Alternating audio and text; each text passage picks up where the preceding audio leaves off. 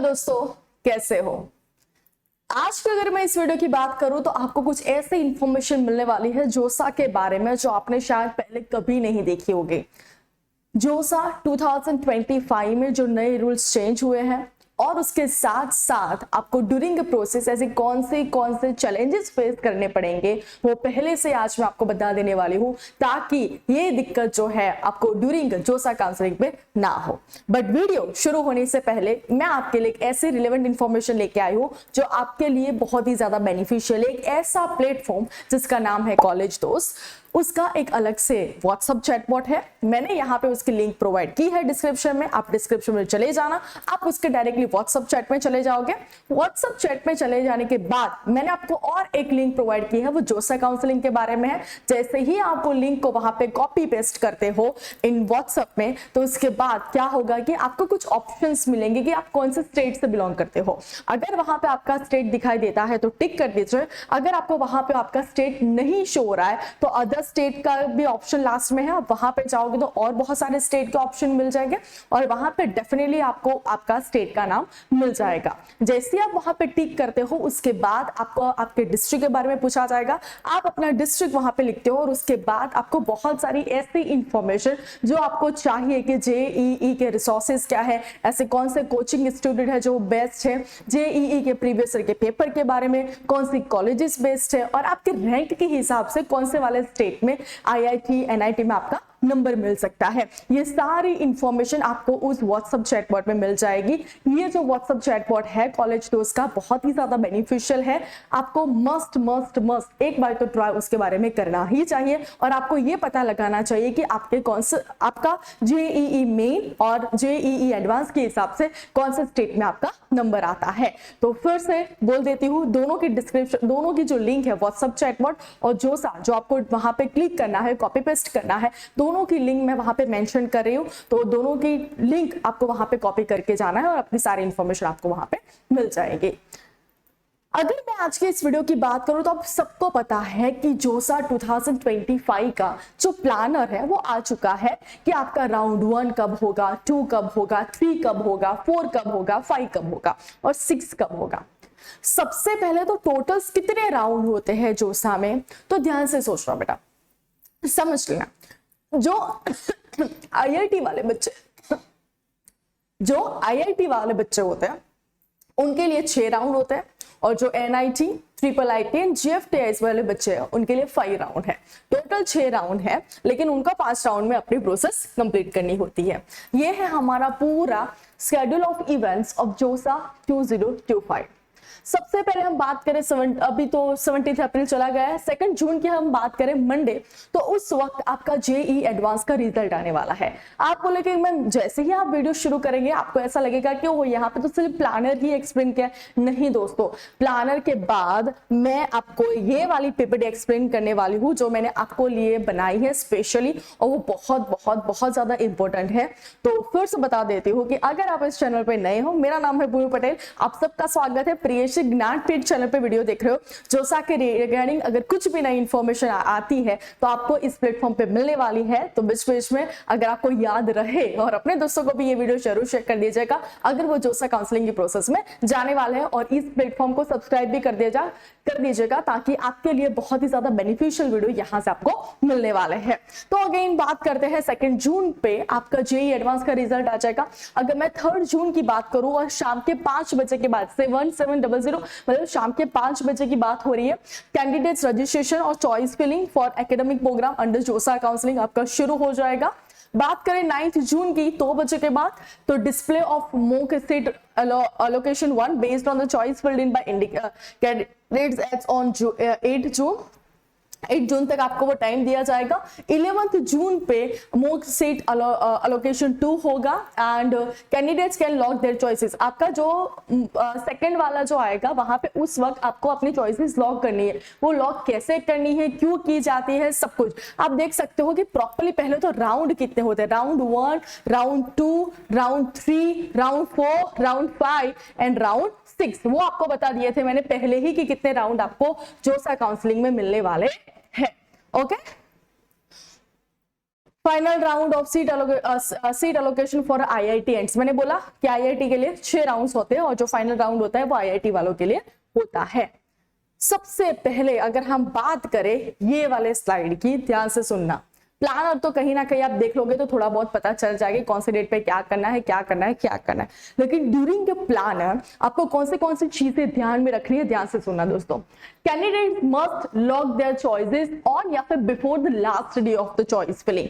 अगर for example अगर आपकी लास्ट डे चॉइस फिलिंग की अगर 12 जून है या फिर 16 जून है तो उससे पहले बहुत सारे बच्चे क्या करते हैं कि अपने सीक्वेंस में कॉलेजेस तो सारे रख लेते हैं कि मुझे आईआईटी खड़गपुर चाहिए, फिर आईआईटी कानपुर चाहिए, फिर आईआईटी, एनआईटी, ट्रिपल आईटी, वो सीक्वेंस में रख देते हैं, लेकिन वो चॉइसेस को लॉक करना भूल जाते हैं। तो ध्यान से सुनना कि जब तक आपका जो एंड डेट है, लास्ट डे है चॉइस फिलिंग, उससे पहले आपके जितने भी कॉलेज आपने सिलेक्ट किए उसको लॉक करना पड़ेगा।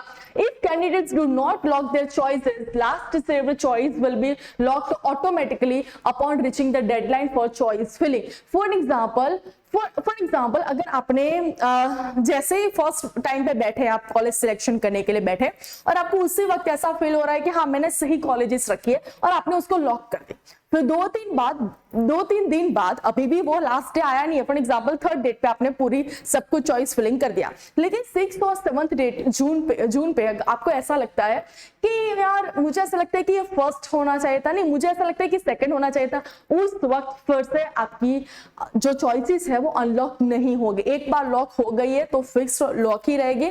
तो आपको क्या करना है कि 2-3 दिन तक वेट करना है, सोचो, हाँ अपने हिसाब से चॉइसेस को रख दो सीक्वेंस में, बट जब आप श्योर हो तभी आप उसको लॉक करना, बिकॉज एक बार अगर आप लॉक कर देते हो तब दूसरी बार वो अनलॉक होकर आपको दोबारा मौका नहीं मिलेगा। सो the once locked the choices filled by candidates cannot be edited। आप दूसरी बार उसको एडिट नहीं कर पाओगे।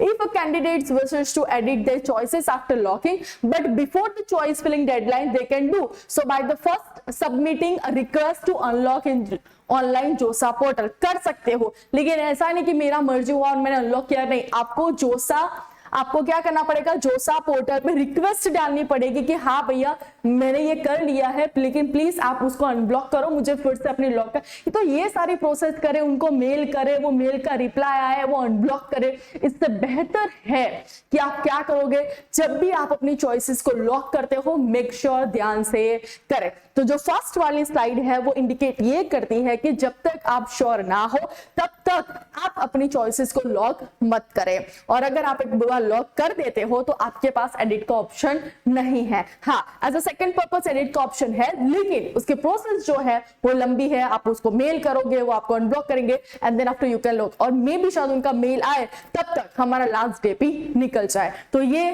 प्रॉब्लम आ सकते हैं। ध्यान से सुनना। After getting the seat by JoSAA के बाद अगर आपको चलो कोई सीट अलोकेट हो जाती है इन एनी राउंड, कोई भी round, first, second, third, fourth, कोई भी राउंड ले लेते हैं, then download the seat allotment result. आपको क्या करना पड़ेगा, फर्स्ट ऑफ ऑल आपको वो अपना जो भी सीट अलॉट हुई उसका अपॉइंटमेंट लेटर या फिर उसका अलॉटमेंट लेटर आपको डाउनलोड करना पड़ेगा। 3 ऑप्शंस आपको वहां पे मिलेंगे उस सीट्स के बारे में कि आप उसको फ्रीज करना चाहते हो, फ्लोट करना चाहते हो, फिर स्लाइड करना चाहते हो। फिर से बता देती हूँ, ये जो ऑप्शन है सिर्फ और सिर्फ मैंने जोसा काउंसलिंग में ही देखे हैं या फिर सब जगह हो गए, लेकिन ये मेंशन वर्ड जोसा काउंसलिंग में बहुत बार किया जाता है कि अगर आप कोई भी सीट को फ्रीज करते हो, इसका मतलब है कि आपने उस सीट पे अपना कंफर्मेशन कर दिया है कि भैया फुल एंड फाइनल मुझे इसी कॉलेज में, इसी ब्रांच में जाना है, मुझे किसी भी और ब्रांच या फिर कॉलेज के बारे में नहीं देखना। यू जस्ट लाइक डन, भाई मेरा यहाँ पे खत्म, मैं यहाँ पे अपना डॉक्यूमेंट वेरिफिकेशन जो भी फीस है वो प्रोसेस करूंगा और मुझे मेरी सीट मिल गई है, आई एम डन। हम फ्लोट की बात करें तो float option means to consider the choices for the next round. मतलब आपकी सीट अलॉटमेंट हुई है लेकिन स्टिल आपको ऐसा लगता है कि इससे भी बेहतर जो चॉइसेस है, इससे बेहतर भी कॉलेज है, इससे बेहतर भी ब्रांच है जो आपको मिल सकती है, तो आप क्या करना चाहते हो, फ्लोट करना चाहते हो, मतलब नेक्स्ट राउंड में जाना चाहते हो। और मैं बात करोगे स्लाइड वाले ऑप्शन की, तो स्लाइड वाले का ऑप्शन का मतलब होता है कि आपको इंस्टीट्यूट मिल गई है, सही इंस्टीट्यूट मिल गई है। फॉर एग्जाम्पल आईआईटी खड़गपुर आपको मिल गई है, बट आपको वहां पे लगता है कि मुझे मैकेनिकल ब्रांच मिली है लेकिन मुझे कंप्यूटर ब्रांच उसी इंस्टीट्यूट में आपको अपनी ब्रांच चेंज करनी है, तो वो हो जाएगा आपका साइड वाला ऑप्शन। ध्यान से सुनना बच्चों, यहां पे लिखा है slide and float options are not available in the last round of JoSAA.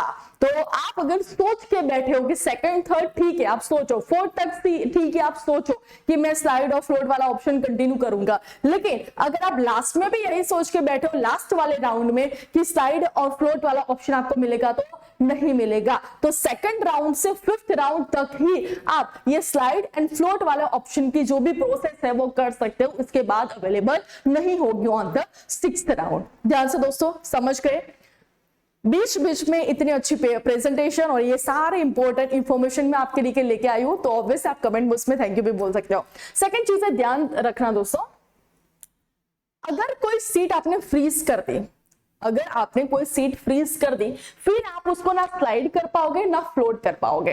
तो आपको अगर स्लाइड और फ्लोट में से आप फ्रीज तक जा सकते हो, लेकिन अगर आपने वो सीट को फ्रीज कर दिया तो स्लाइड और फ्लोट वाला ऑप्शन आपके नसीब से या फिर आपके वहां से निकल जाएगा।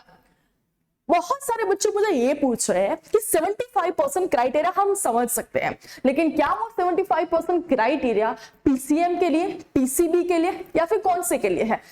दोस्तों टोटल आपके जो भी 5 सब्जेक्ट्स है जिसके आप एग्जाम दिए हैं वो सारे 5 सब्जेक्ट के मिला के आपके 75% होने चाहिए। यहां पे लिखा है the candidates must satisfy at least one of the following 2 criteria with the physics, chemistry, mathematics as compulsory subjects in the year of first appearance in the class 12। एक तो पहले अटेम्प्ट में हो जाना चाहिए, must have pass class 12 board examination with the minimum 5 subjects. कितने subject? 5 subjects, और वो 75% आपके होने चाहिए फॉर द जनरल कैटेगरी, और एससी, एसटी और पीडब्ल्यूडी के लिए आपके 65% भी एटलीस्ट चलेंगे।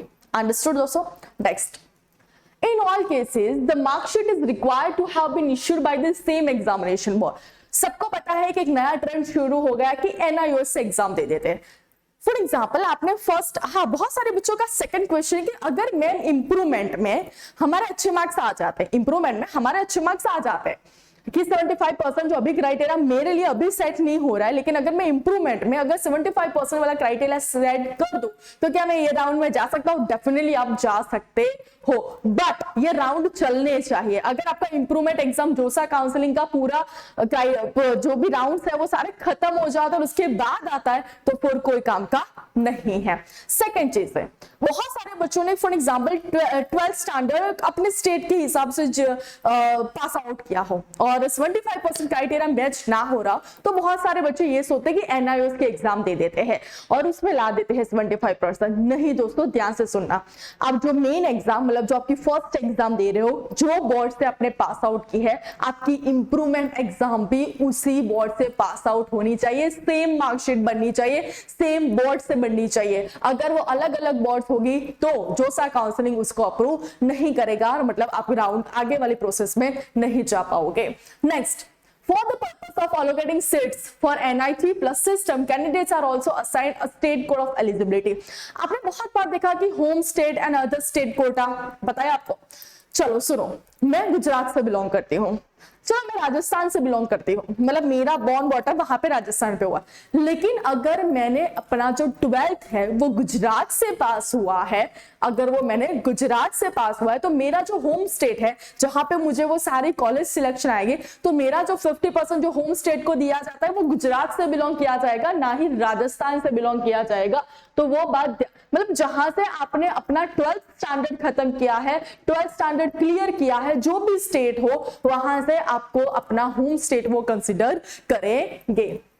चलो सबसे पहले आपको क्या करना है, ड्यूरिंग आपकी जोसा प्रोसेस आपको स्टेप 1 में जाना है। लॉगिन मैंने यहाँ पे बता दिया है, आपको इस तरह से आपका रजिस्ट्रेशन वहां पे करना पड़ेगा। स्टेप 2 की बात करें तो चॉइस फिलिंग, आप देख सकते हो बहुत सारी कॉलेजेस है जो आपके रैंक के हिसाब से सेट होती होगी, आपको वहां पे पूरा लिस्ट दिखाई देगी कि आपके रैंक के हिसाब से इतनी इतनी कॉलेजेस है, और आप फिर उसको ऊपर नीचे करके अपने चॉइसेस के हिसाब से रख सकते हो। Make sure to arrange the colleges from the top as per your preferences. बहुत सारे बच्चे मेरी तरह आलसू होते हैं, क्या करेंगे, फर्स्ट रखती, सेकंड रखती, थर्ड रखती, और थर्ड रख के उनको याद आया कि थर्ड वाली कॉलेज तो ऐसी कॉलेज है जिसमें मुझे जाना ही जाना है, मतलब मुझे बहुत अच्छी लगती है लेकिन आईएलटीएस आती है तो चलो जाने देते, ऐसे ऐसे का ऐसे ही रख देते। नहीं, अगर आपकी फर्स्ट प्रेफरेंस वो थर्ड वाली कॉलेज है तो थर्ड वाले को आपको ट्रांसफर करके फर्स्ट में करना पड़ेगा। तो आपको अपने प्रेफरेंस के हिसाब से, अपने चॉइसेस, अपने फीलिंग के हिसाब से, आपकी जो भी कॉलेज आपको अच्छी लगती है उसके हिसाब से आपको कंसिडर करना है कि फर्स्ट जिस पे जाना ही जाना है, अगर वो ना मिली तो ये चलेगा, ये ना मिली तो ये चलेगा, इस तरह से। हाँ, next step 3, after arranging the colleges you will get 2 options before submission. I agree to lock my choices or I will lock my choices later. आपके पास 2 ऑप्शन आपको मिलेंगे जब भी आपको वो सीट अलॉट होती है कि I agree, okay sorry seat allot नहीं, उससे पहले जब आप जो भी चॉइसेस करते हो अपने कॉलेज के बारे में, मैंने आपको बोला था कि लॉक वाला ऑप्शन करना है, यस, तो आपको वो बोलेंगे कि फाइनल, फुल एंड फाइनल है, आप इस पे जाना चाहते हो, लॉक कर देना चाहते हो, तो अगर आपका फुल एंड फाइनल है तो लॉक कर दीजिए। लेकिन अगर आप स्टिल कंफ्यूज है कि नहीं मुझे अभी भी 2-3 दिन सोचना है, तो आप यहाँ पे वो वाला ऑप्शन भी टिक कर सकते हो कि I will lock my choices later. Okay, after submission you will be given a mock seat, allotment आपको हो जाएगा। Step 4, make sure once lock you can not modify the choices, वो मैंने आपको बता दिया है। After submission lock the choice filling sequence before due date, otherwise the system auto lock ही कर देगी। अगर आप भूल गए हो तो सिस्टम जो है वो ऑटो लॉक जाने देगी। After this main counseling round will start, there are the 5 और 6 round। 5 बोला मैंने ऑब्वियसली बोला कि NIT और GFTIS के लिए, और 6 राउंड के ट्रिपल IT के लिए, और 6 राउंड IIT के लिए होता है rounds of counselling. Make sure to wait till the last round for the best possible options at your rank।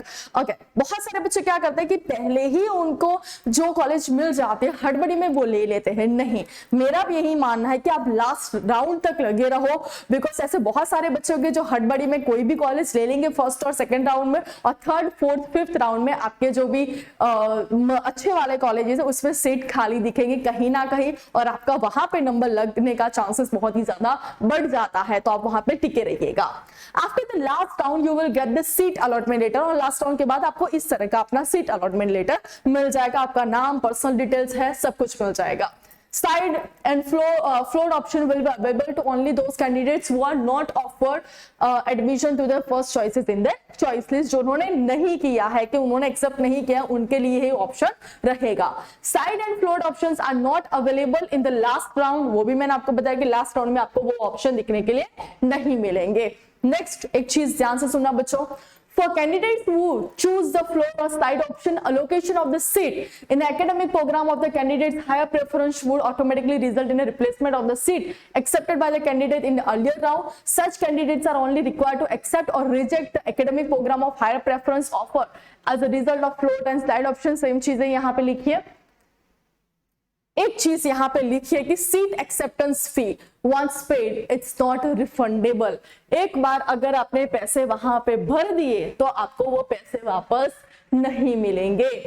If a candidate later validly withdraw from the seat allocation process, then the seat acceptance fee paid will be refunded after deducting जोसा के जो भी पैसे हैं वो 7,000 वो अपने हिसाब से कट कर लेंगे। आपको ये पता होना चाहिए कि आप जनरल कैटेगरी से बिलोंग करते हो तो आपके जोसा के लिए फी 30,000 कुछ है, और अगर आप SC ST या फिर PW से बिलोंग करते हो तो आपको सीट एक्सेप्टेंस के लिए 15,000 कुछ पेमेंट करना पड़ता है। उसमें से जो 5,000 रुपीज जो होते हैं वो जोसा के ये पूरी काउंसलिंग प्रोसेस के लिए लगा देते हैं, और बाकी के जितने बचे हुए पैसे होते हैं वो आपके कॉलेज में ट्रांसफर हो जाते हैं ड्यूरिंग द एडमिशन फी। मतलब अगर आप जनरल कैटेगरी से बिलोंग करते हो, आपने 30,000 सीट एलोकेशन के वक्त अगर पे किए हैं तो उसमें से 5,000 जो है वो जोसा के है, और बाकी के 25,000 जब आप IIT के जो भी फीस पे करोगे उसमें से वो कट हो जाएंगे। तो इस तरह का पूरा प्रोसीड्यूर होता है।